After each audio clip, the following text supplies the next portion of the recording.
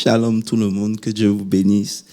Je suis l'apôtre Guy, je suis dans la joie ce soir d'être le host et présenter ce merveilleux Bible Study avec toujours des hommes de Dieu, éminents serviteurs de Dieu qui ont la révélation et la puissance de Dieu. À ma gauche, pasteur. Shalom peuple de Dieu, bonsoir et bienvenue au Bible Study. Shalom, shalom famille, nous vous bénissons dans le nom du Seigneur, pasteur Moses. Merci aux hommes de Dieu. Avant qu'on ne prie, j'aimerais vous inviter à partager le live, à share en Facebook, YouTube, toutes les plateformes qui existent. Parce que ce soir, je sens dans mon esprit que ça sera un Bible Study vraiment puissant. Et je sais que vous serez bénis. Donc, partagez et après, prenez le temps maintenant de suivre. Je vais prier pour qu'on rentre directement dans le vif du sujet. Seigneur, nous te rendons toute la gloire, nous voulons te bénir. Seigneur, c'est toujours un honneur, un privilège d'être à tes pieds pour apprendre. Parce que c'est tes paroles qui donnent la vie. Et Seigneur, il n'y a qu'en toi seul que nous puissions manifester qui nous sommes en réalité. Bénis ce moment, nous te confions les hommes, nous te confions tous ceux qui vont nous suivre, Père, que ce moment soit riche. Pas parce que la connaissance humaine se développe, mais parce que ton esprit prend le contrôle et conduit toutes choses. Merci pour ce moment. Prends toute la gloire. Au nom de Jésus, nous avons prié. Amen. Amen. Amen. Amen. Voilà, j'ai envie de faire comme pasteur Landry a l'habitude de faire. Pasteur Moses, dimanche dernier, on a été gratifié d'un puissant message par le pasteur Landry Adou. Quelles sont vos impressions? Quelles ont été ou bien quelles sont vos impressions, oui? Nous bénissons Dieu pour la vie de son serviteur, le pasteur Adou Landry. Il nous a fait la démarcation entre le fait de croire en Dieu et faire confiance en Dieu, surtout dans les épreuves. Amen. Donc, il nous a exhortés, il nous a fait comprendre la différence entre les deux terminologies. Et il nous a exhortés à avoir confiance en Dieu en toute épreuve. Et quelle que soit l'épreuve que nous traversons, Dieu répond toujours présent à nos épreuves. Amen, amen. Voilà l'homme de Dieu. Merci pour le message. Je n'étais pas là, mais j'ai écouté. Et franchement, il était rempli et riche. Quelles sont vos impressions?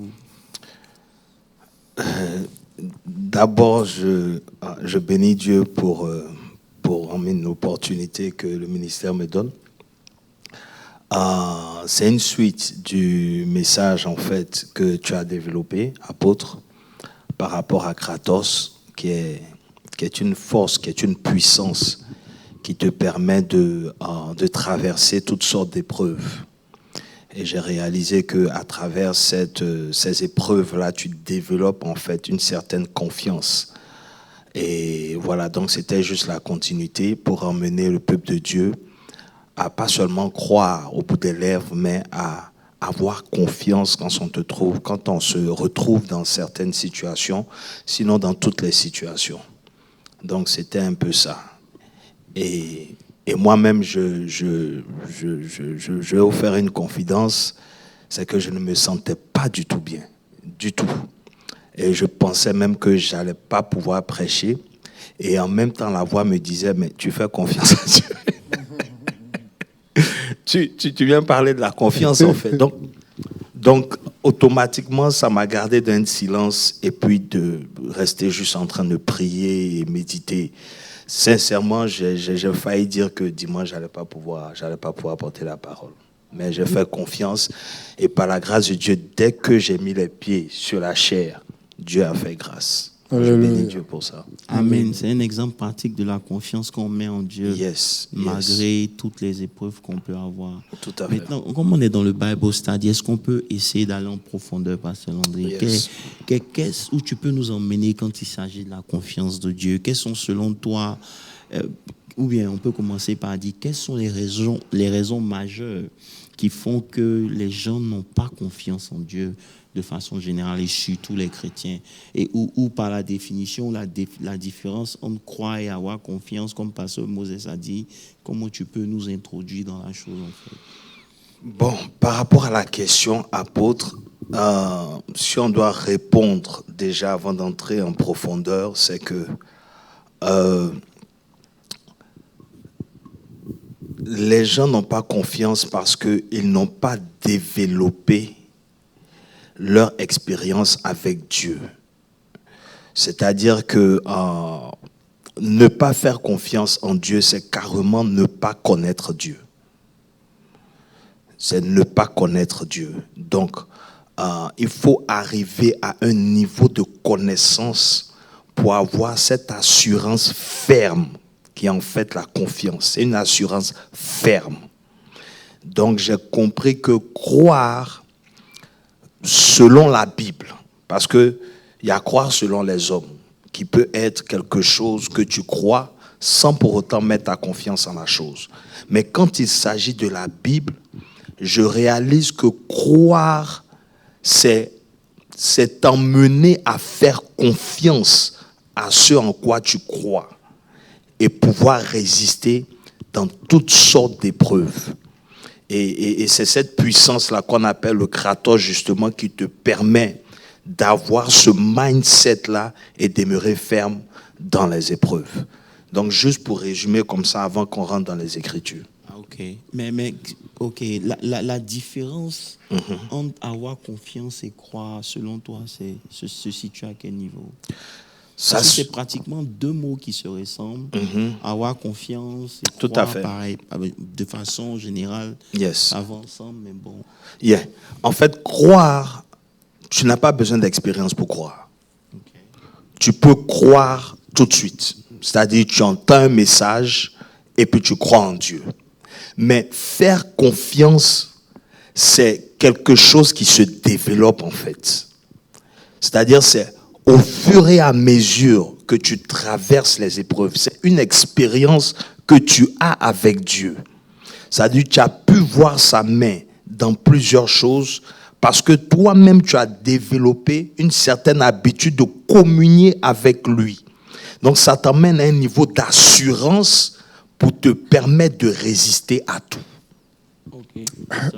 Oui, comme on le disait ici mercredi passé, lorsque nous voyons la réplique de Job face à ses amis, et qui dans ses épreuves et avec, je dirais, tout l'acharnement de ces hommes, celui répétait que mon Rédempteur est vivant et il agira. Ça, j'appelle ça la manifestation de la confiance. Et également, David aussi l'a manifesté par la réponse qu'il a donnée à Saül. Le Dieu qui m'a sauvé des luces et des lions me sauvera également devant cet incirconcis. Donc, sur la base de ce que vous êtes en train de dire, yes, sir. Moi qui suis un jeune chrétien qui essaie de comprendre, sur la base de ce que vous êtes en train de dire, ça veut dire que l'épreuve est indispensable pour que la confiance en Dieu naisse en nous. Yes, absolument. Absolument. Et il y a tellement d'exemples dans la Bible. Et j'ai résumé pour dire qu'il n'y a personne qui a servi Dieu sans épreuve. Pourquoi, en fait? Parce que, en fait, comment tu peux connaître Dieu sans épreuve? Parce que Dieu a des caractéristiques en lui. Dieu est celui qui délivre. Bon, comment on peut savoir qu'il délivre? Il faut que tu sois dans une épreuve qu'il te délivre pour confirmer que Dieu délivre. Amen. Dieu sauve. Si tu n'es pas dans le péché, il te sauve comment? Donc, en fait, c'est pour démontrer qui il est qui te fait traverser des épreuves pour confirmer son identité. Yeah. Je suis d'accord avec le pasteur Andrea. Lorsque nous parlons, nous disons le Dieu vivant. Alors, si réellement Dieu est vivant, c'est dit que ce que nous témoignons de Dieu, nous devons le vivre. Et il n'y a meilleure expérience que ce qu'on a vécu. C'est ce qu'on peut transmettre aux autres. C'est différent de raconter une histoire. Donc, sur la base de ce que vous êtes en train de dire, ça veut dire que la confiance en Dieu n'est pas quelque chose qu'on obtient facilement, en fait. C'est dans le processus de notre marche de la foi que notre confiance s'édifie.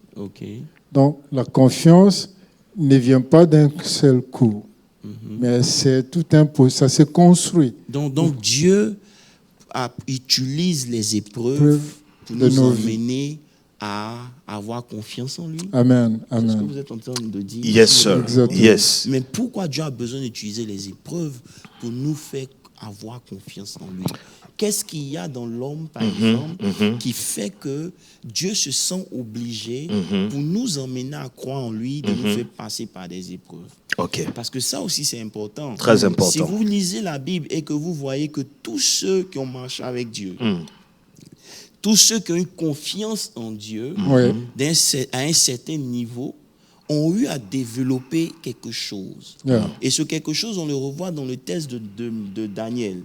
Daniel 6, quand le roi est venu dire, Daniel qui a eu confiance en son Dieu. Yes. Vous comprenez un peu? Donc, on a l'impression que pour que quelqu'un ait confiance en Dieu, il faut qu'il passe par des épreuves. Donc, quelle est la nature qui est en nous que Dieu essaie de briser au travers l'épreuve, ou bien pourquoi c'est nécessaire?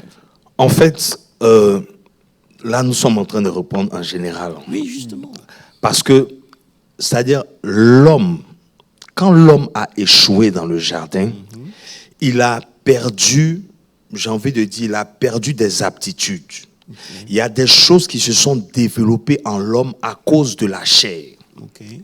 Fait que maintenant, quand Dieu vient en toi, pour que cette divinité-là s'exprime, il faut que tu fasses face à des épreuves pour te ramener à qui l'homme est supposé être.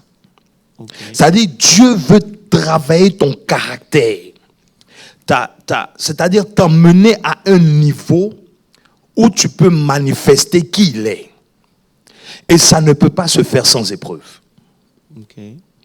C'est comme ça que je suis en train de comprendre ça. Parce que je prends ça depuis, quand je regarde dans le jardin d'Éden par exemple, je ne vois pas d'épreuve devant Adam. Mais il lui dit, ne touche pas à l'arbre de la connaissance du bien et du mal. Alors, suite à la chute, il y a une série de malédictions, sinon d'épreuves, sinon de ronces. Il y a des choses qui ont changé, qui ont fait que l'homme s'est retrouvé à un état. Ça fait que l'homme s'est retrouvé dans un état où il n'a plus cette communion avec Dieu. Donc maintenant, pour que Dieu le ramène à ce niveau d'autorité, il faut qu'il traverse des épreuves. D'après ce que je constate. Donc, je comprends que les épreuves ici, c'est pour réveiller, c'est pour révéler la dimension divine dans l'homme. Bon, je suis d'accord, mais écoutez, moi je suis un jeune chrétien et c'est trop compliqué pour moi, en ce sens que j'essaie de comprendre pourquoi je dois passer par des épreuves. Si Dieu est bon, est-ce que je dois forcément passer par des épreuves pour manifester ma divinité? Je dirais dans un sens oui, et dans un sens non. Pourquoi le oui? Le oui parce que, comme l'a dit le pasteur André, l'homme, à partir du jardin d'Éden, ayant perdu son autorité spirituelle sur la nature, plutôt que la nature lui obéisse, la nature est devenue un adversaire pour lui. Est-ce qu'on peut dire, pasteur Landry et pasteur Moses, sur la base de ce que tu es en train de dire, parce que l'homme a péché, l'homme n'a-t-il pas développé des ressources qui font qu'aujourd'hui, lorsque l'homme rencontre Dieu, Dieu combat l'homme parce que l'homme est devenu comment on appelle ça? Selfish. Non, pas selfish. L'homme a développé une habilité à résoudre ses problèmes seul. Donc ici, je comprends que pour que Dieu nous pousse à avoir confiance en lui, il doit d'abord nous tuer. Est-ce que vous comprenez un peu? Je suis d'accord. Je ne sais pas si on se suit Oui. un peu. Parce que lorsque, disons que Pasteur Landry, on est tous des millionnaires, ok? Amen. Et puis tu as un problème. OK. Dès que tu as un problème, tu ne vas pas chercher Dieu parce que tu sais que tu as des amis qui sont riches. OK. Est-ce qu'on est d'accord? On est d'accord. Ça veut dire que pour moi, pourquoi Dieu permet l'épreuve ou pourquoi Dieu permet la souffrance, c'est d'abord pour nous dépouiller de ce qu'on a reçu de la chute. Yeah. Je ne sais pas si vous comprenez un peu. Ça veut dire qu'avant même de parler de divinité, l'homme même qui ne connaît pas Dieu n'apprend pas à dépendre de Dieu. Un païen ne dépend pas de Dieu. Un païen dépend de lui-même. Il s'appuie sur ses habiletés naturelles ou ses connaissances à pouvoir à pouvoir sortir des problèmes qui se présentent à lui. Est-ce que vous comprenez un peu? Yes. Et lorsque on a grandi dans cette mentalité-là et qu'on donne notre vie au Seigneur, le Seigneur est confronté non à un démon, mais à nous, notre système d'opérer. Okay. Si aujourd'hui j'ai un problème et que Pasteur Moses a les moyens, parce que c'est mon ami, je n'irai pas vers Dieu, donc je ne m'appuie pas sur Dieu, j'irai directement chez mon ami. C'est ça. Vous comprenez un peu? Donc ça fait que la confiance en Dieu n'est pas facile à être établie par Dieu lui-même. Yeah. Je ne sais pas si on C'est se très suit un clair. peu. Non, Yeah, non, yeah. Parce que lorsque j'ai développé ce système-là, ok, ça fait que maintenant je ne compte plus sur Dieu, je compte d'abord sur moi. Exact. Lorsque je ne peux pas compter sur moi, je commence à m'inquiéter. Yeah. Vous comprenez? Et c'est en cela que la connaissance de Dieu vient après. Yeah. Yeah. Vous comprenez? Il faut d'abord que Dieu me... C'est pour ça que on est certainement sauvé, mais notre mind n'est pas sauvé. Notre manière de voir les choses n'est pas sauvée. Donc Dieu est obligé de nous faire passer par le désert. Est-ce qu'on peut dire ça? Oui, Pour que oui. Dieu nous dépouille en fait de ce système babylonien qu'on a hérité non seulement de nos parents, mais dans lequel on vit en fait, Pasteur Landry. Est-ce que vous pouvez essayer de nous emmener à comprendre ces choses-là? Ou bien je ne suis pas dans le... Ça ne prend Non, pas dans la confiance. non, ça, c'est parfait parce que ce que tu as touché, c'est effectivement ce qui s'est passé dans le jardin. C'est-à-dire que la connaissance du bien et du mal, c'est quoi? C'est emmener l'homme à dépendre de lui-même. Yeah. C'est-à-dire que je n'ai pas besoin de Dieu. En fait, c'est ce que le diable essaie de leur faire comprendre. Voilà, Vous serez comme Dieu. tout à fait. Ce qui est totalement faux. Voilà, donc l'homme, comme tu dis apôtre, c'est-à-dire l'homme a développé justement cette aptitude de compter sur lui-même, de faire ces choses d'après ce qu'il pense qui est normal, son intelligence, sa sagesse, sa façon de voir les choses. Alors que quand tu fais ça, il n'y a pas de dépendance vis-à-vis de Dieu, et automatiquement, il n'y a aucune gloire qui revient à Dieu. Voilà, donc si on va sur cette base, on peut comprendre que très peu de chrétiens ont confiance en Dieu, Tout à fait. simplement parce que justement, ils ne sont pas encore délivrés de cette manière de vivre ou de penser en fait. Yes. Est-ce que je peux me permettre de penser comme ça? Absolument, tu peux te permettre de penser. Non, parce que la vérité ici, c'est quoi? Beaucoup de chrétiens, parce qu'ils sont loin de Dieu, ne peuvent pas compter sur Dieu. Est-ce que tu comprends? Reprends encore. Beaucoup de chrétiens, parce qu'ils sont loin de Dieu, Ok. ne peuvent pas compter sur Dieu.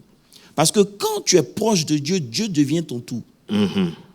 Ok. Amen. Vous comprenez? Ok. Mais parce qu'ils n'ont pas de relation intime avec Dieu, il leur est difficile d'avoir confiance en quelqu'un à qui ils n'ont pas de connexion ni de relation.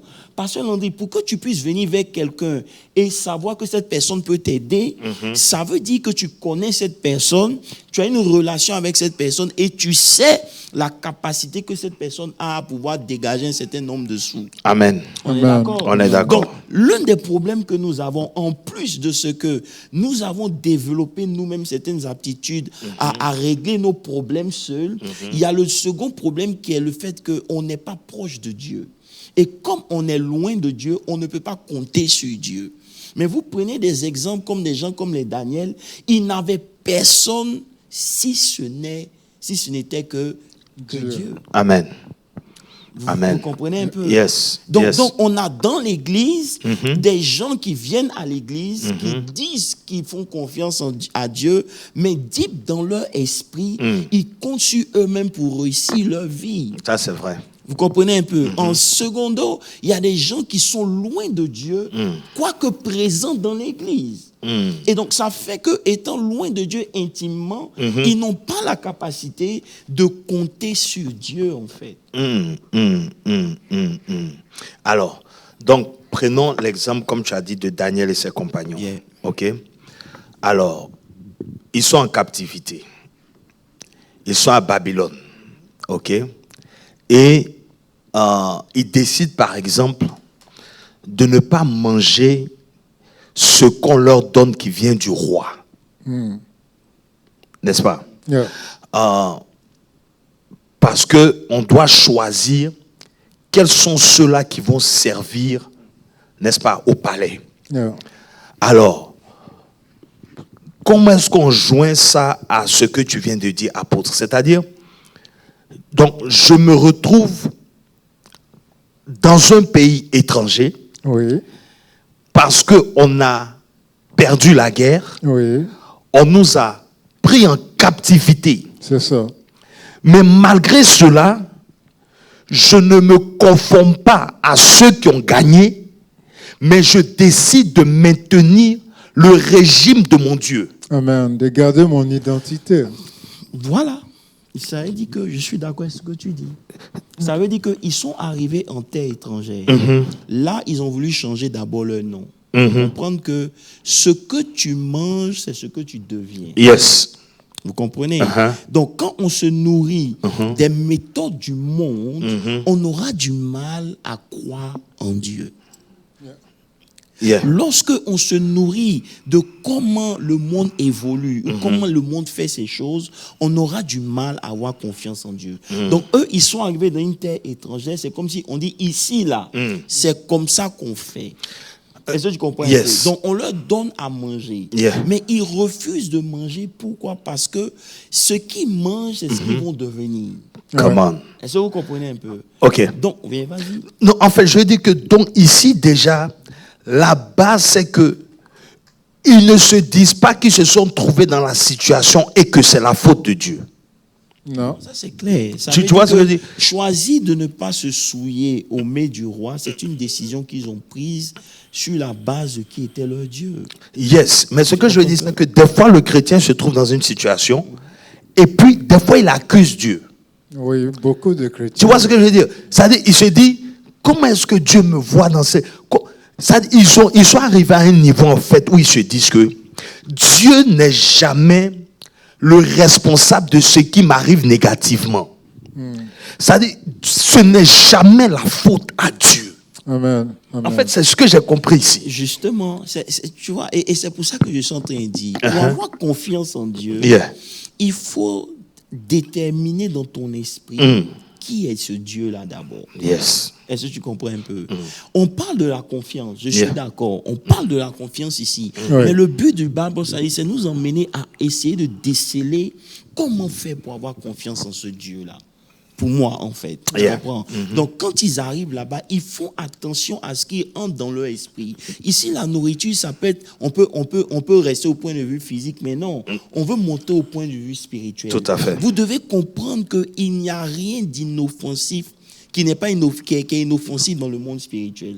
Tout ce qui se fait a une répercussion dans votre esprit. Amen. La foi vient de ce qu'on entend vient de la parole de Dieu. Amen. Donc lorsque l'ennemi vient et il vous met dans un système et que vous commencez à écouter ou à épouser un certain nombre de mentalités, ces choses-là auront des répercussions dans votre esprit et vous empêcher d'avoir une confiance absolue et totale en Dieu. Amen. Il n'y a rien qui soit pas inoffensif, Qui soit inoffensif. qui soit inoffensif dans le monde spirituel. Yeah. C'est pour ça que Jésus dit, faites attention à la manière dont vous écoutez même. Oui, oui, oui. Pourquoi? Parce que lorsque les gens parlent et que vous acceptez ce qu'ils disent, vous devez veiller à ce que ce qu'ils disent ne réduise pas la confiance que vous avez en Dieu. Amen. Donc, Amen. refuser de se souiller, c'est choisir de ce qui entre dans ton esprit. Amen. Amen. Amen. Et ici, J'aime très bien cet exemple. yeah. Pourquoi? Parce que il est vrai que nous parlons de la confiance que Daniel a eue de Dieu dans Yes. les épreuves, Uh-huh. la confiance que Shadrach, Meshach, Abednego ont eue devant, je dirais, le feu ardent.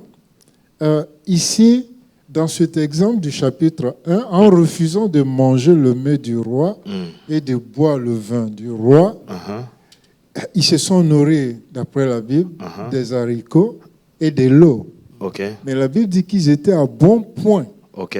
par rapport aux autres qui mangeaient la viande, qui se gaffaient, qui buvaient le vin. Là, déjà, en construisant leur confiance vis-à-vis de Dieu, parce qu'ils ont dit quoi à l'eunuque? Essayons voir pendant 10 jours. Yes. Si tu reviens, que tes serviteurs ont une mine façade, alors nous obéirons et nous mangerons. Mais 10 jours plus tard, on a trouvé qu'ils étaient mis en point que les autres élèves. Amen. Donc ici déjà, leur confiance en Dieu a commencé à se développer. Plus tard, quand ils feront face à de grandes épreuves, plus grands que celui-là, ils se souviendront que déjà... le Dieu qui les a sauvés hier est le même aujourd'hui et éternellement. Oui, et puis, ce que je veux ajouter ici, c'est que ce n'est pas de la nourriture des serviteurs qu'on a envoyé. Non, non, non. C'est pour dire le niveau. C'est facile, tu vois, quand tu es dans le monde, d'être tenté par rapport à ce qu'on te présente. Non. Ici, c'est la nourriture des rois. Et c'est le vin du roi. Et c'est lui qui vous a vaincu, vous êtes en captivité. Donc, c'est pour dire un peu, regardez combien de fois ils ont réalisé que ce qui est de Dieu est ce qui nous fera du bien. Amen, amen. C'est-à-dire, quelle que soit la nature de la personne ou la qualité de la personne qui nous parle. Oui. Parce que quand l'apôtre parlait, je pensais aux influenceurs peut-être qui sont à un certain niveau dans le monde. Dans le monde. C'est-à-dire, ou bien des savants, ou des personnes qui sont respectées dans la société. Des aristocrates, par exemple. Moi, je veux pousser encore pour dire, en fait, peut-être pour résumer, si j'ai compris, avoir confiance en Dieu ne se fait pas de façon automatique. Elle commence d'abord par un choix, comme je dis, à toujours choisir Dieu, peu importe ce qui arrive. Yeah. Est-ce qu'on peut dire ça? Parce que la confiance en Dieu, c'est quelque chose qui se construit. Yeah. C'est quelque chose qu'on développe avec le temps. Amen. Vous n'allez pas parvenir au niveau de Daniel si dès le départ, vous mangez ce que le monde mange.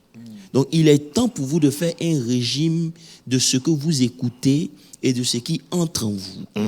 Parce que si vous ne vous privez pas de ces choses-là, ces choses auront des conséquences sur votre esprit. Vont vous influencer. De faire confiance à Dieu. Amen. Si devant un cas précis, vous vous nourrissez des expériences des autres qui n'ont pas marché, automatiquement, de façon inconsciente, ça crée en vous une certaine peine condition. Et même si vous priez, ces choses-là résonnent dans votre esprit plus fort que votre prière, vous êtes automatiquement dans le doute. La confiance ne peut pas s'installer. Donc la confiance en Dieu vient de quelque chose que vous établissez en vous. C'est une décision que vous prenez de faire confiance en Dieu. Amen. Est-ce qu'on peut dire ça, Pasteur Landry? Amen. Oui, on peut dire ça. Et toujours dans le livre de Daniel, quand on va je pense au chapitre 6, le verset, on peut aller au verset, on peut aller au verset 10. On peut aller au verset 10. Quand la Bible dit, lorsque Daniel sut que le décret était écrit, il se retira dans sa maison, où les fenêtres de la chambre supérieure étaient ouvertes dans la direction de Jérusalem. Et 3 fois, on a parlé de ça le mercredi passé, 3 fois le jour, il se mettait à genoux, il priait et louait son Dieu comme il le faisait auparavant. Donc, ça revient encore. la répétition est pédagogique, a ici encore rappelé que ce n'est pas la situation qui a donné un style de vie à Daniel.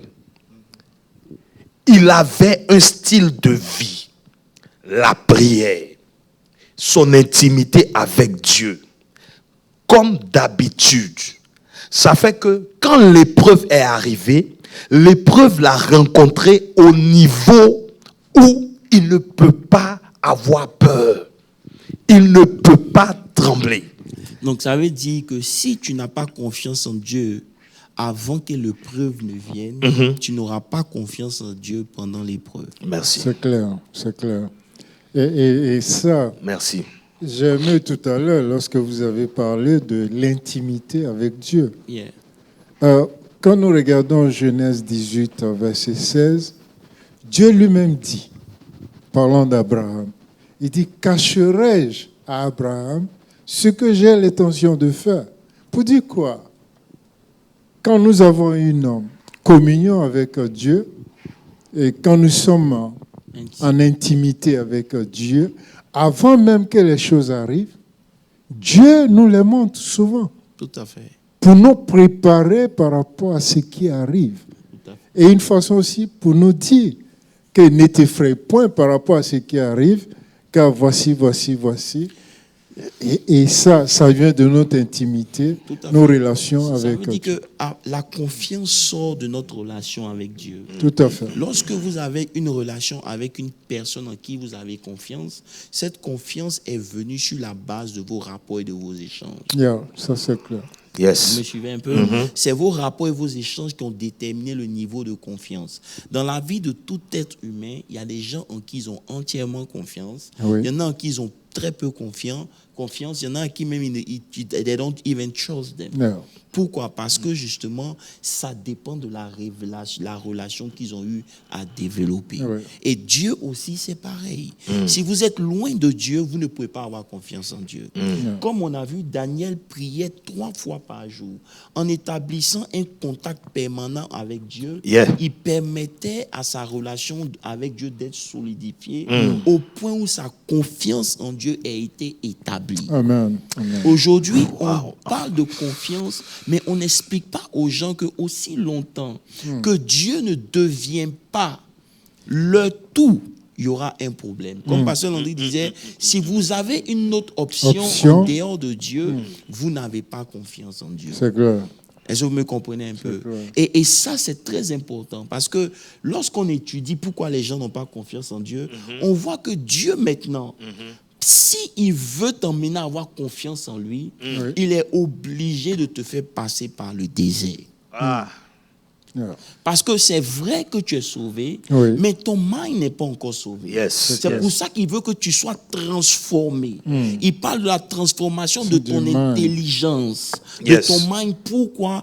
Parce que lorsque tu viens à Dieu, tu viens avec ce que tu as hérité du monde, qui n'est pas forcément ce que Dieu veut. Exact. Exact. Est-ce que vous comprenez un peu? Et Donc, tu dois les être épreuves dépouillé dans de nos tout vies ça. sont faites pour nous dépouiller, Yeah. pas forcément de notre argent. On prend l'exemple de Moïse.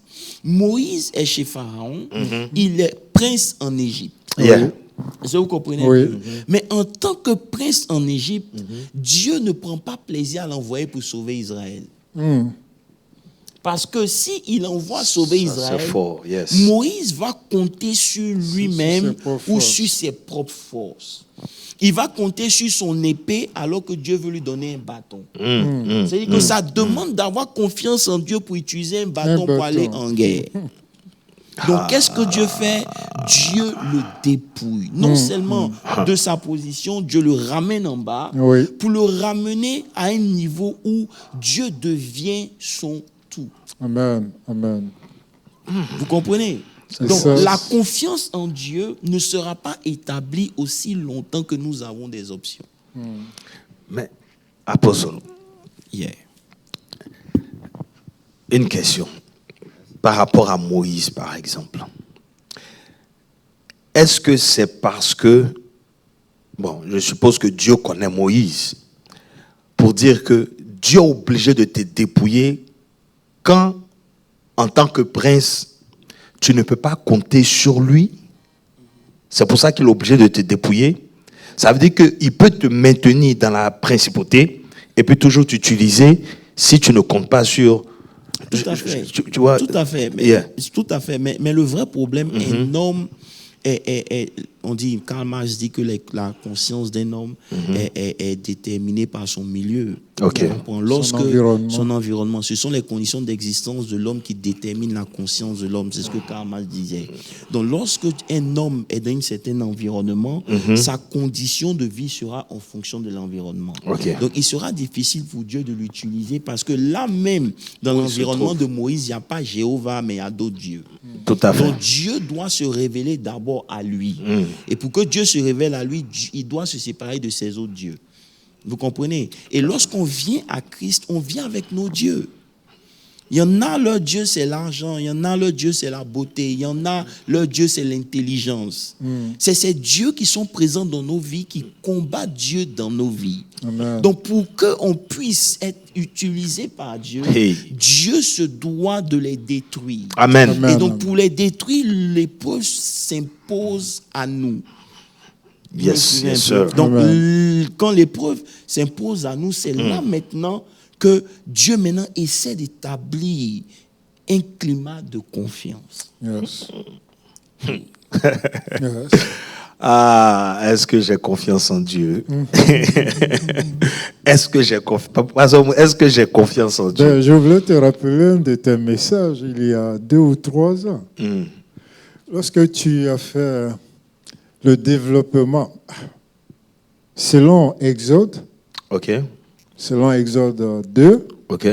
Moïse a fui l'Égypte Yes. parce qu'il a tué un Égyptien. Ok. Mais quand on arrive dans Hébreux chapitre 11, nous voyons que non, c'est par la foi que Moïse a quitté l'Égypte. Yes, sir. Que la Bible dit, c'est ce que je cherchais, Hébreux 11, verset 50. La Bible dit que par la foi, Moïse, devenu grand, Yes. Yeah. il faut qu'on Devenu précise ça. grand. Il avait 40 ans, mais il n'était pas encore grand. Parce que la maturité avec Dieu, ce n'est pas une question d'âge, Yeah. Tout à fait. ni d'année. C'est une question de prise de conscience.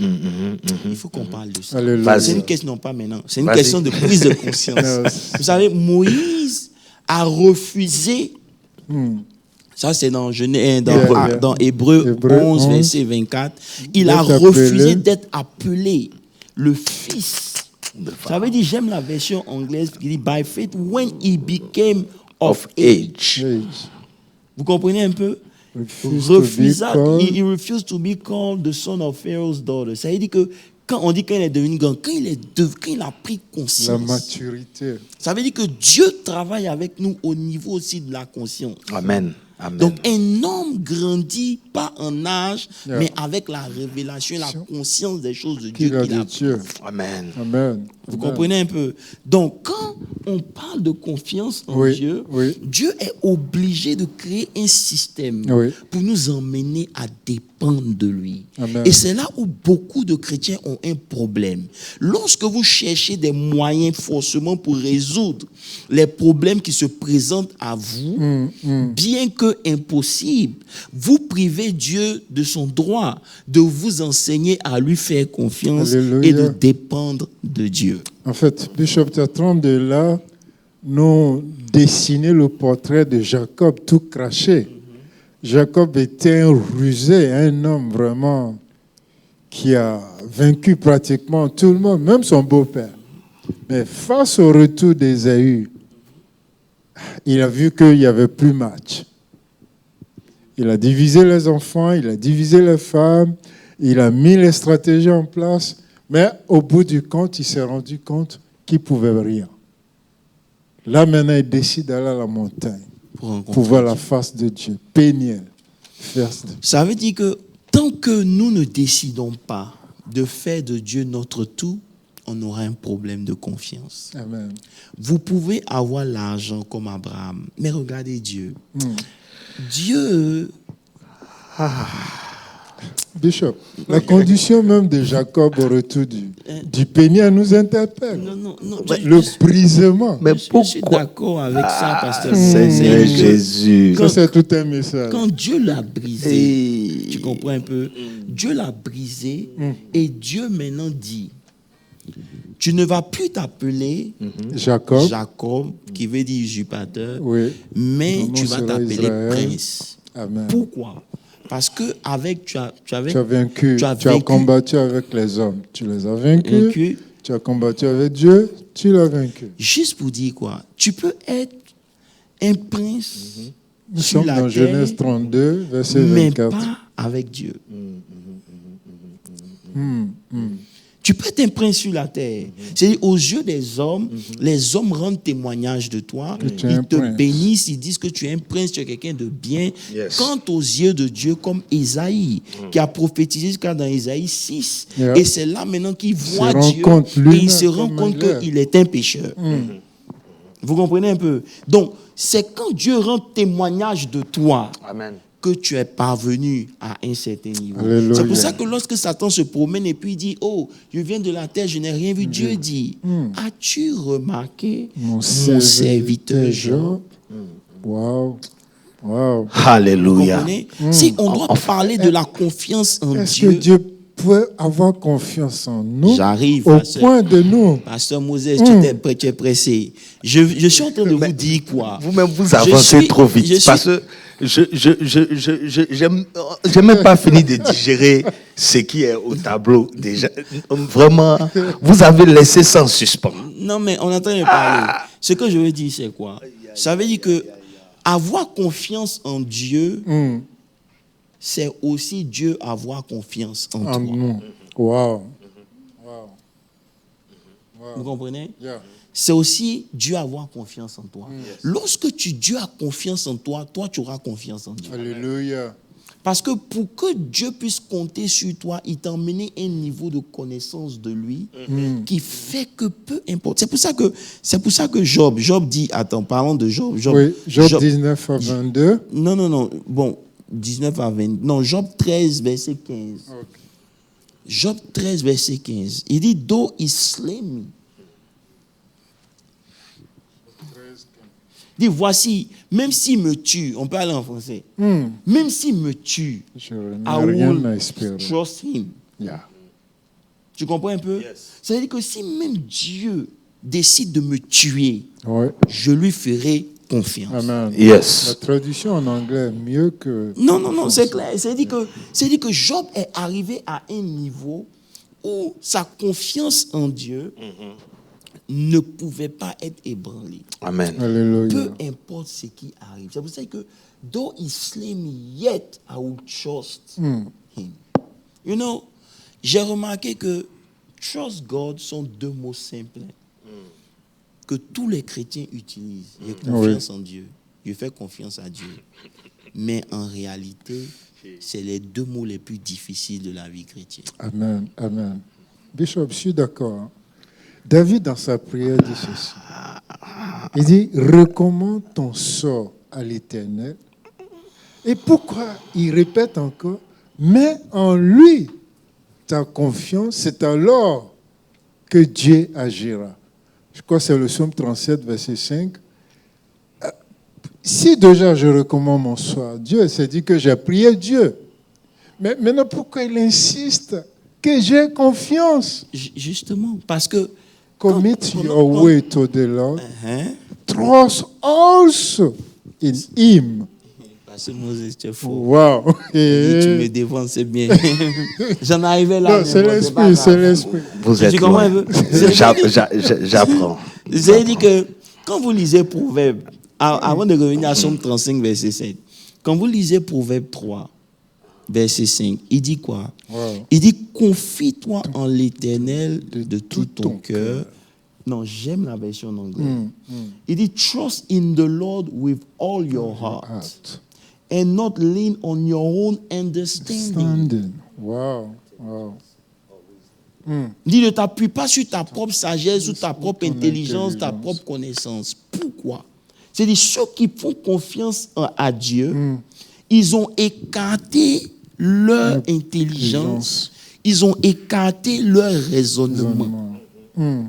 Donc, je comprends que lorsque je veux faire confiance à Dieu, je dois comprendre que ce qui va combattre le fait que j'ai confiance en Dieu, c'est mon propre raisonnement.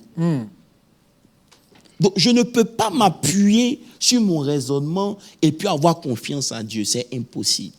Vous comprenez? Maintenant, au verset 6, il dit, reconnais-le, trust, ici, in all your ways. Oh, j'aime pas cette version. Peut-être l'amplifie. L'amplifie. So in all your ways, acknowledge him, right? On peut partir avec ça. Ça veut dire que dans toutes tes voies, avec tout ton cœur, tu dois faire confiance au Seigneur. Dans toutes tes voies. Donc, ici, je suis en train de me rendre compte que confiance, avoir trust God, c'est pas juste 2 mots. Non. Mais c'est toute ta vie chrétienne. C'est ça. Parce que dans toutes tes voies et avec tout ton cœur, tu dois lui faire confiance. Ça veut dire que si dans une de mes aussi voies, longtemps que tu vis, voilà, si dans une de mes voies, j'écarte Dieu. Waouh. Je ne vais même pas y penser. Et c'est pour ça que ça tombe bien, parce que j'insistais sur Hébreu, parce que Hébreu 11, 25, après ce que vous avez touché, c'est par la foi que Moïse, devenu grand, refusa d'être appelé fils de Pharaon. Mais le verset 25, il dit, aimant mieux être maltraité avec le peuple de Dieu que d'avoir un temps de la jouissance du péché. Ça, je ne sais pas. Il dit, maltraité, tu es maltraité avec le peuple de Dieu. C'est ça. C'est mieux pour lui. C'est mieux pour lui que de se réjouir. C'est-à-dire, c'est un choix entre la vie avec Dieu et le monde. Wow. C'est le propre des fils de Dieu. Et il utilise le mot maltraité. Oui, c'est le propre des fils de Dieu. Les fils de Dieu sont des gens qui choisissent Dieu. Parce que j'ai pas envie de trop parler de ça, parce que Dieu m'a demandé de faire une étude dessus. Et j'ai compris que beaucoup de gens confondent être enfant de Dieu et puis fils de Dieu. Non. Très peu sont fils de Dieu. Beaucoup d'enfants de Dieu, très peu de fils de Dieu. Lorsqu'un fils de Dieu est quelque part, les intérêts de Dieu vont toujours dominer. Amen. Est-ce que vous comprenez un peu? Maintenant, si tu lis le verset 16, dans même Hébreu, la Bible dit, verset 16, même maintenant. 26 peut-être. Non, pasteur Moses, verset 16, je sais de quoi je parle. Il dit, mais maintenant, ils en désirent une meilleure, c'est-à-dire une céleste. C'est pourquoi Dieu n'a pas honte d'être appelé leur Dieu. Vous comprenez? Vas-y. Non, je vais arrêter ici. Dieu n'a pas honte d'être appelé leur Dieu. Donc, ça veut dire qu'ils ont posé des actions qui ont fait que Dieu lui-même, il est fier d'être appelé leur Dieu. Donc, tant que tu n'as pas atteint ce niveau, on ne peut pas parler encore de trust in God. Mais apôtre, là, il y a un mot-clé. Il dit, le mot-clé ici, il dit, Dieu n'a pas honte. Ça veut dire que tu es dans une condition. Non, je ne vais pas toucher tout ça. Bon, je parle plus. Pour que Dieu dise ça, en fait, c'est que. Si Dieu se réclame d'être le Dieu de Jacob. Non, ce que je veux dire, mon pasteur, quand tu regardes l'apôtre Paul, avec tous les diplômes qu'il a, avec toute la connaissance qu'il a, ce qui peut être dans la société, et on le voit en train d'être maltraité à cause de Christ. C'est la honte. C'est la honte. Attends. Ce que tu dis là, c'est ce que dit au verset 26. Il aimait mieux l'opprobre de Christ que toute la richesse de l'Égypte. Donc même Moïse, c'est la honte. Tu es prince, tu as tout ce qu'il faut. Et puis, Tu es dans le désert en train de On va laisser tout ça. C'est dit que ça, c'est autre chose. On parlera de ça autant qu'on restons dans la confiance en Dieu. Donc, avec déjà tout ce qu'on a dit, je comprends que être chrétien ne nous exclut pas de l'épreuve. Non. C'est même, ça fait partie. Ça veut dire qu'aujourd'hui, le chrétien doit comprendre que être chrétien, même si tu trust God, tu pourras aussi pleurer. Yes. Pleurer ne fait pas de toi quelqu'un de weak. Toute perte fait mal. Yeah. Vous comprenez un peu? Yeah. Mais c'est notre confiance en Dieu qui fait que la perte ne devient pas ce qu'elle devrait être. Est-ce que vous comprenez un peu? Yeah. Parce que lorsque on étudie la Bible, vous voyez dans l'histoire de Ziklag avec David, Yeah. dans 1 Samuel 30, le verset 1er, Oui. la Bible dit que David s'était retiré, fuyant Saül. Il allait se cacher chez les Philistins, Oui. et les Philistins ne voulaient plus de lui. Donc, il est allé se mettre dans un endroit qu'on appelait Ziklag, Yeah. n'est-ce pas? Yeah. Maintenant, lorsqu'il arriva le 3e jour de Ziklag avec ses gens, les Amalécites avaient fait une invasion dans le Midi et à Ziklag, et ils avaient détruit et brûlé son refuge. Je ne sais pas si vous comprenez. Oui. Donc voilà quelqu'un qui marche avec Dieu. Vous comprenez un peu? Quelqu'un qui décide de ne même pas tuer son ennemi. Yeah. Parce Yeah. qu'il fait confiance à Dieu. À Dieu. Et donc, son petit refuge où il est, Dieu permet que des Amalécites Yes. viennent et attaquent. Verset 2, rapidement, à cause du temps. Et après avoir fait prisonnier les femmes et tous ceux qui se trouvaient petits et grands, ils n'avaient tué personne, mais ils avaient tout emmené et s'étaient remis en route. Mais vous devez comprendre que David ne sait pas qu'ils n'ont pas tué des gens. Oui. Ça, c'est ce que la Bible nous dit. dit. Mais quand eux ils sont arrivés, les maisons avaient brûlé. Il n'y avait rien, il n'y avait personne. Donc, ils ne savent pas si les gens ont été tués ou pas. Ou pas. Vous comprenez? Maintenant, David et ses gens arrivaient à la ville et voici, elle était brûlée et leurs femmes et leurs fils, leurs enfants avaient été emmenés captifs. Verset 4.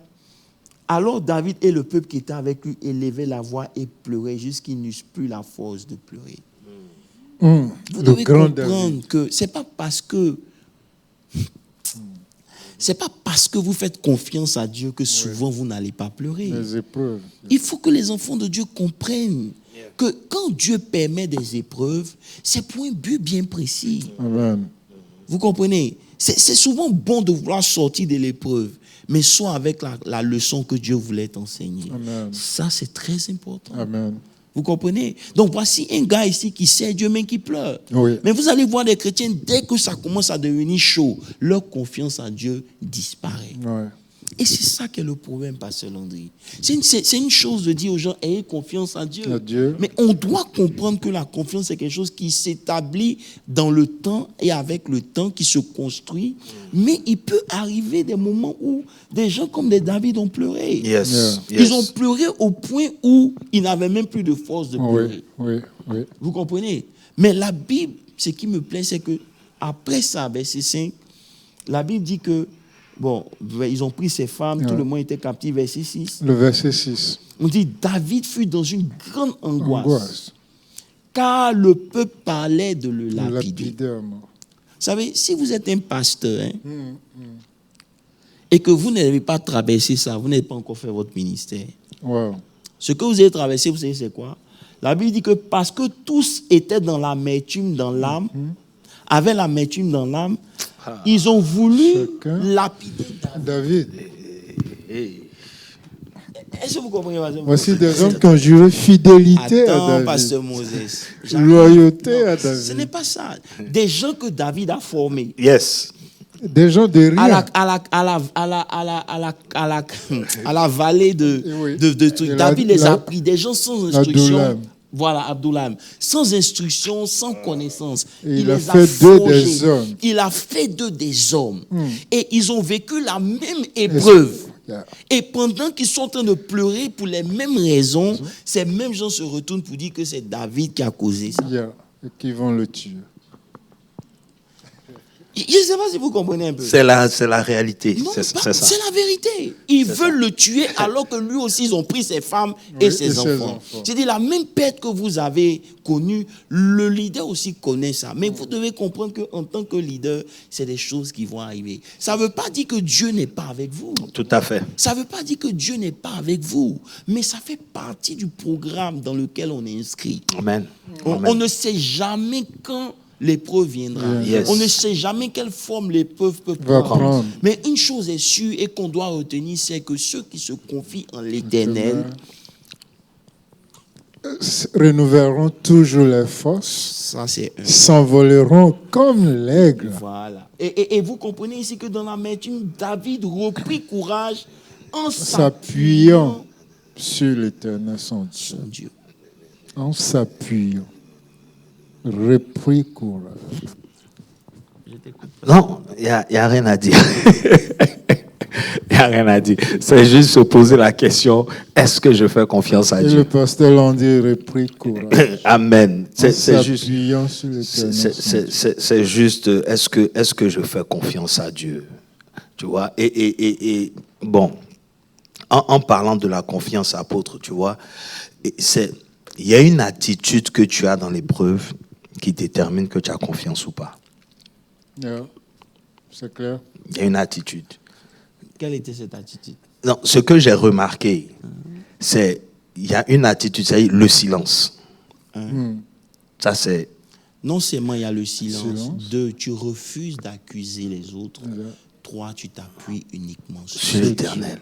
Mais lorsque quelqu'un est toujours en train d'accuser les autres, comme étant la cause de leurs problèmes, cette personne est immature, cette personne ne connaît pas Dieu, et ça sera difficile pour cette personne de sortir de l'épreuve.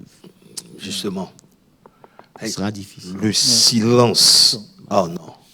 C'est quelque chose que j'ai... C'est vrai. Première étape. C'est important. Quand tu regardes Daniel, tu n'as pas entendu, même qu'on l'a jeté dans la fosse. Tu n'as pas insulté quelqu'un. Rien. Ça veut dire que celui qui a confiance en Dieu, il comprend que toute chose concourt. Il n'a pas dit certaines choses. Il dit toutes choses. Ça veut dire qu'au-delà de l'épreuve, de ce que vous vivez, vous savez que Dieu est au contrôle. Amen. Ça, c'est quelque chose qu'on construit. Ça, c'est Ésaïe 53, verset 5. Voilà, 7. Dieu est au contrôle. Il est au contrôle parce que toute chose concourt au bien. Ça, je suis dans Romain maintenant. Romain 8. 28. Toute chose concourt au bien de ceux qui aiment Dieu. Ça veut dire quoi? Quand on dit tout, c'est tout. C'est tout. Bon comme mauvais, c'est tout. Et c'est pour ça qu'il dit, nous savons. C'est là, vous savez. Comment savons-nous? Nous savons du reste. Ça veut dire qu'on est parvenu à un niveau de compréhension des choses de Dieu qui font que nous savons que même quand quelque chose est mauvais pour nous, physiquement, c'est bon pour nous spirituellement. Alléluia. Ça concourt. Ça veut dire quoi? Ça veut dire que même si c'est mauvais, Dieu a la capacité de faire de telle sorte que ce qui était mauvais aujourd'hui devienne quelque chose de bon.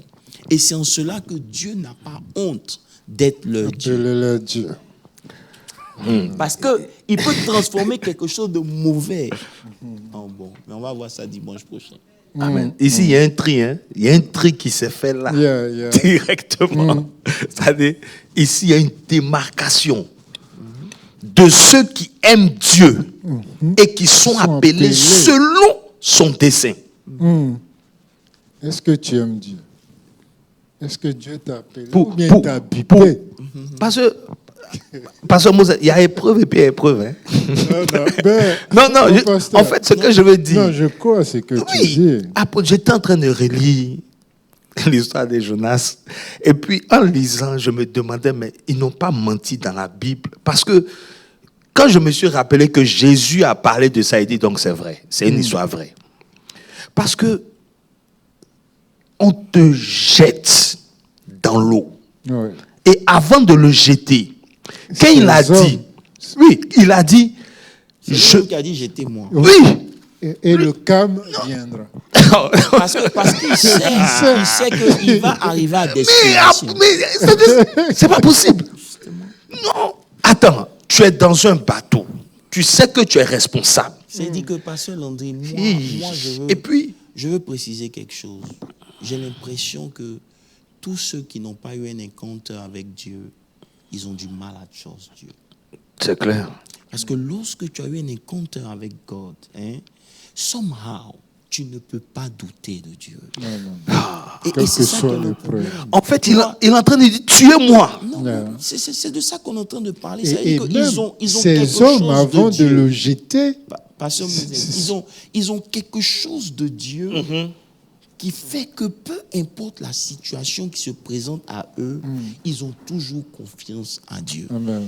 Il aurait pu se taire, tout le monde allait mourir, mais il dit jetez-moi parce qu'il sait que Dieu va l'emmener là où il doit. Comment ça va arriver, c'est pas son problème, mais il sait que Dieu va le faire. Et c'est là-bas qu'on doit arriver. C'est pour ça que je dis, aujourd'hui, si vous voulez avoir confiance en Dieu, vous devez d'abord commencer à déceler qu'est-ce qui vous fait douter de Dieu. Quelles sont les choses sur lesquelles vous vous appuyez en dehors de Dieu qui constituent pour vous une garantie?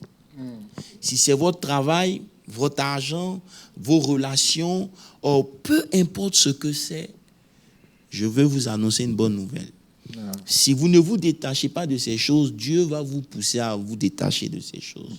Si Dieu veut vous emmener quelque part, Dieu veut vous emmener quelque part, il va d'abord dealer avec ces choses. Vous comprenez? Parce que une des choses qu'on ne nous a pas dit et que je vais peut-être utiliser pour conclure en ce qui me concerne, c'est que quand Jésus, regarde, Pasteur Landry, le premier souffle de Dieu dans l'homme, l'homme devient une âme vivante. C'est avec ce souffle-là que l'homme a fait tout ce qu'il a fait. Maintenant, quand Jésus est mort, il est ressuscité. Son deuxième souffle, c'est le souffle de l'Esprit. Il dit recevez l'Esprit. On est d'accord? On est d'accord. Pourquoi Jésus veille à ce qu'on reçoive le Saint-Esprit? C'est parce que si on n'a pas le Saint-Esprit, on va faire comme toute la création. Tout ce qu'on va faire, on va le faire à partir du premier souffle qu'on a reçu. Tout à fait. Mais on ne peut pas servir Dieu avec le premier souffle. Non. On a besoin du souffle du Saint-Esprit pour faire les choses de Dieu. Amen. Maintenant, ce que les gens ne comprennent pas, c'est que Jésus n'étant plus là physiquement, le Saint-Esprit représente Jésus. Amen. Donc, par le Saint-Esprit, Jésus devient invisible mais présent. Amen. Yeah. Exact. Vous comprenez un peu? Yes, sir. Si Jésus était présent de nos jours, et que, pourquoi quand Jésus est là et que les disciples, les gens viennent dire, pourquoi tes disciples ne jeûnent pas? Qu'est-ce que Jésus dit? Il dit, pendant que le maître est là, on ne peut pas gêner. C'est clair. Parce que si aujourd'hui j'ai un problème de guérison et que Jésus est là, je vais où Jésus est. C'est ça. Pourquoi je vais gêner? Mais Jésus dit, le temps viendra où ils seront obligés de gêner. Parce que physiquement, il ne sera plus là. Tout à fait. Mais spirituellement, s'ils veulent se connecter avec lui, ils doivent engager leur esprit. Yes, yes, Vous comprenez un peu? La confiance en Dieu commence par une relation avec le Saint-Esprit. Amen, amen, amen, amen, Si amen. vous n'avez pas de relation avec le Saint-Esprit, vous ne verrez pas Dieu physiquement. Alléluia. C'est spirituel. Et ça sera difficile pour vous d'avoir confiance en Dieu simplement parce que vous n'êtes pas connecté spirituellement. Amen. Vous comprenez? C'est ce que j'ai voulu partager. C'est juste un prélude peut-être de ce qu'on va voir dimanche. Mais bon, voilà. Gloire à Jésus. Amen. Voilà. Bon, Pasteur Landry, si- c'est toi qui as prêché, on te donne l'occasion de terminer. Bon, d'après tout ce qu'on a entendu en Question? tout cas. Ok. Ok, il y a une question. Ok. Vas-y. The first one is, so what is the difference between Quelle est la différence entre God letting you go through things and que Dieu te laisse traverser une épreuve from your actions, your consequences for your actions? vis-à-vis des conséquences de tes actions? Quelle est la différence? Vas-y. You ask me the question, right? Non, il faut faire la différence des choses. Il y a les actions qu'on pose et on subit les conséquences. Mais même dans ces conséquences-là, il y a une leçon qu'on apprend. Amen. Si quelque chose est arrivé, c'est peut-être parce qu'on n'était pas à un certain niveau. Yes. Donc, il y a une leçon toujours, qu'il y a toujours quelque chose de bon qui sort de là. Vous me suivez un peu? Maintenant, si Dieu permet que la chose arrive, c'est justement pour nous enseigner. Est-ce que tu comprends? Maintenant, il y a des épreuves que Dieu aussi permet qui ne sont pas des conséquences de tes actions, mais ces épreuves ont pour but de t'emmener à un niveau supérieur de ta confiance en Dieu. C'est ça la différence en fait. Ça veut dire que tu pries, mais Dieu n'enlève pas. C'est Kratos. Tu pries, Dieu est puissant, il peut changer, mais il ne change pas. Quand il ne change pas, n'appelle pas tes connexions. Si Dieu n'a rien fait, reste calme. C'est ça, avoir confiance en Dieu. C'est pour ça qu'il dit, c'est dans le calme et la tranquillité que se trouve ta force. Lorsque tu commences à être agité parce que Dieu n'a pas exaucé ta prière, c'est un signe que tu n'as pas confiance en Dieu. Tu comprends? Donc, s'il y a une épreuve devant toi que tu n'as pas cherché, tu n'as pas causé, mais qui vient, et que malgré ta prière, ça n'a pas changé, tu dois l'affronter avec assurance pour dire, Seigneur, si tu as permis, je sais que tu seras avec moi. Il y a quelque chose de bon qui va sortir de là. Daniel n'a rien fait pour être à la fosse au lion. Daniel n'a rien fait. Il n'a rien fait. Mais il est sorti de là glorifié. Donc Dieu utilise souvent, c'est ce que je dis. Pourquoi il y a l'épreuve dans nos vies? C'est parce qu'il y a d'autres dieux certainement dans nos vies que Dieu est en train de tuer sans nous avertir. Tu comprends un peu? C'est ça. Donc l'épreuve devient maintenant le moyen que Dieu a pour briser tout ce qui était préétabli dans notre marche avant qu'on ne vienne à lui. L'isolation, les gens t'abandonnent, les gens font toutes ces choses-là que Dieu permet. C'est ce que je disais un jour, si c'est fame qui est ton Dieu, si c'est la breakthrough qui est ton Dieu, si c'est la gloire qui est ton Dieu, tu as déjà échoué. Tu comprends? Parce que quand Dieu va enlever ces choses-là, pourras-tu continuer avec Dieu? C'est là qu'on grandit. Amen. Yeah. Il n'y a plus de questions, ça va? Il y a deux questions. Ah, ok. What about disappointments? So, most of the times people say that I don't trust God because they were disappointed in something that happened before because they put so much trust in before and then they got disappointed. So how do you get back to trusting after such a major disappointment? Et ceux qui ont traversé un découragement, une déception, qui ont vécu une situation et ils sont arrivés à un niveau où ils n'arrivent plus à faire confiance à Dieu. Comment est-ce qu'ils reviennent à faire confiance à Dieu? C'est ça? Ok. Ok.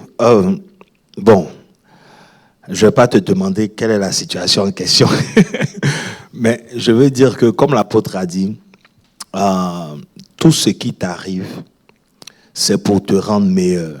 Il y a toujours une leçon à tirer. Comprends? Et tu dois te dire que ce qui t'arrive n'est jamais la faute de Dieu. Ce n'est pas Dieu qui t'a déçu. Si tu regardes dans la situation, Dieu n'a rien fait. C'est peut-être un mauvais choix que tu as fait, ou bien même quelqu'un t'a fait du mal. Comprends ce que je veux dire? Donc, ne te dis pas que c'est la faute à Dieu. Donc, dis-toi toujours que tu es responsable et que ça ne t'a pas tué. Donc, reprends ta marche avec Dieu pour justement arriver à vaincre cette épreuve-là. Parce que le fait d'être découragé vis-à-vis même de ta vie chrétienne, c'est une épreuve aussi. You know? Et dit, le juste tombera 7 fois, il se relèvera. Donc, tu peux avoir ce genre de situation qui arrive. Mais l'objectif du diable, c'est quoi? C'est de changer ta position vis-à-vis de Dieu. Il veut te séparer de Dieu. Donc, toi, conscient de ça, prends tes responsabilités et repositionne-toi. Il va t'aider. Je veux juste ajouter quelque chose.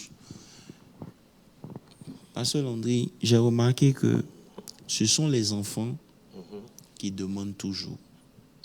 Mais les fils, ils sacrifient. Vous connaîtrez un chrétien qui a un bébé dans sa vie de prière. Tout ce qu'il fait, c'est demander à Dieu. C'est pas Seigneur, qu'est-ce que je ferai? Comme Paul a dit, que veux-tu que je fasse?